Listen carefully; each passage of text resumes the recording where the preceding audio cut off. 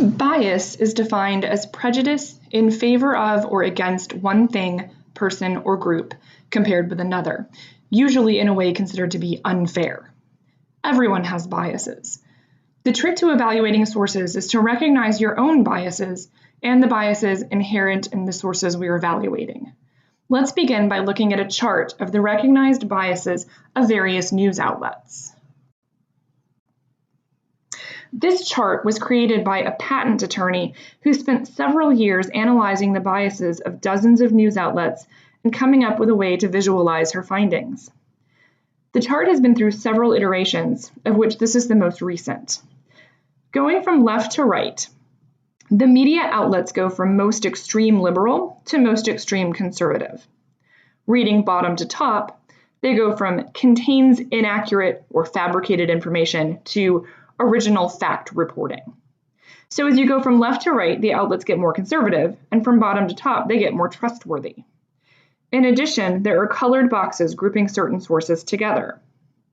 The red box at the bottom contains outlets deemed to be, quote, nonsense damaging to public discourse, unquote. Above that, the orange box contains outlets that share, quote, unfair interpretations of the news, unquote. Outlets in the yellow box have generally, quote, fair interpretations of the news, unquote, but still interpretations. Outlets in the green box are considered news, factual and accurate. Finally, you'll notice some circles and ellipses in the background. These represent the range of stories within a single source. For example, while CNN is mostly neutral in terms of bias and rated as, quote, opinion, fair persuasion, unquote, in terms of trustworthiness, their stories span from hyperpartisan liberal to hyperpartisan conservative, and from, quote, selective or incomplete, unfair persuasion to, quote, analysis or complex analysis, unquote. So any source may fall mostly into one area of the chart, but may have a wide range of accuracy and bias among all their stories. Bias comes from making assumptions. Assumptions are things we take for granted that we do not feel need explanation. We all make assumptions every day based on our experience, culture, education, and beliefs.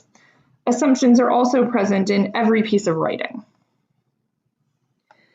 We make assumptions based on our senses and on our experience, which is unique from everyone else's experience. We make assumptions based on the values we learned growing up, from our families, our schools, and our peers. We make assumptions based on our emotions, which are constantly changing. We make them based on self-interest. We make them based on our culture and on the history of our communities and the groups to which we belong. We make assumptions based on our religious beliefs and on our biases, whatever they may be. And finally, we make assumptions based on our own prior knowledge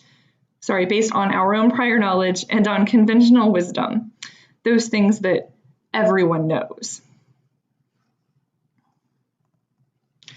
When reading or viewing a source of information, try to recognize the assumptions the author is making. What are they trying to prove? What do they want their readers or viewers to accept without explanation? Are they providing evidence to support their claims? Assumptions are those ideas that hover in the background and must be accepted in order for the author's argument to work. Bias is present in a source when the author displays partiality for or prejudice against someone, something, or some idea. Sometimes bias is direct and obvious. Other times you have to look for it in the writer's choice of words, selection of facts or examples, or tone of voice. We all have biases that reflect our opinions and our particular outlooks on life.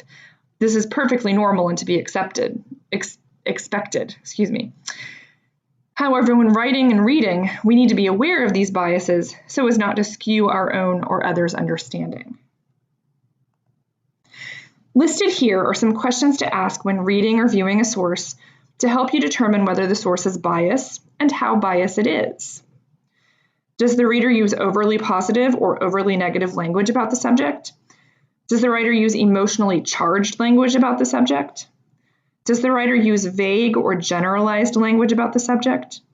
Does the writer omit any important facts? Does the writer add information and evidence that seems unnecessary just to bolster his or her point? Does the writer fail to properly cite his or her sources? Later in the semester, you will be writing about the sources you have chosen. In your own writing, it's important to avoid bias as much as possible.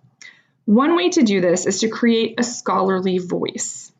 This means avoiding generalizations, writing objectively, providing evidence, and writing with sensitivity towards other viewpoints and awareness of one's own biases.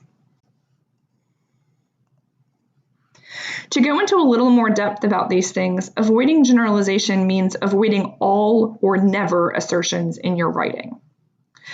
Writing objectively means providing a balanced view of all valid arguments for and against something.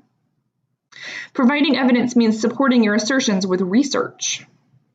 In other words, implicitly answering the question, "Oh yeah, says who?" Whenever possible, support arguments with hard data. Being aware of one's own biases means thinking about how you express yourself in writing.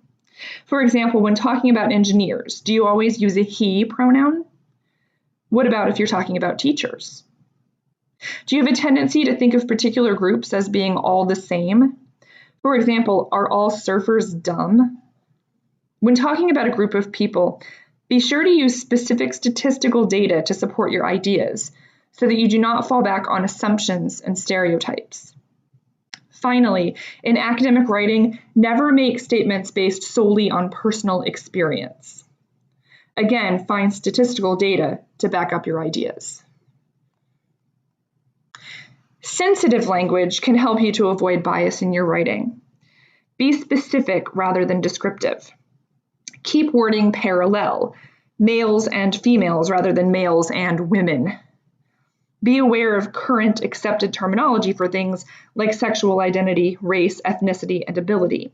These terms change with the times, and using outdated language can show your bias. Use people-first language when discussing populations. For example, use the term Jewish people instead of Jews, and black people but not blacks. Using sensitive language shows respect for the populations you're discussing. Finally, as you can see in the comic strip here, it's very easy to give in to one's own biases. In order to fight this, it is important to understand both the biases inherent in the media and your own biases. The sites linked here provide some excellent tools for checking both your own and the media's bias. Allsides.com has patented a media bias rating system. You can also use their site to find news stories with right, left, and center viewpoints, which is a great way to compare the language found on both sides and in the middle. Pew's audience bias ratings do not actually rate the bias of the media sources themselves, but rather the biases of the people who regularly watch or read those sources. So the bias of Fox News viewers versus CNN News viewers, for example. Allsides.com also has a quiz that you can take to determine whether you lean left or right, and taking it lets you become a volunteer rater on their site as well, so you can help determine the bias of news stories. But it doesn't provide much information beyond the obvious. The other two tests listed here are more lengthy, but give you far more insight into what biases you might have. Taking these quizzes is not required, but I think you may find the results both interesting and helpful.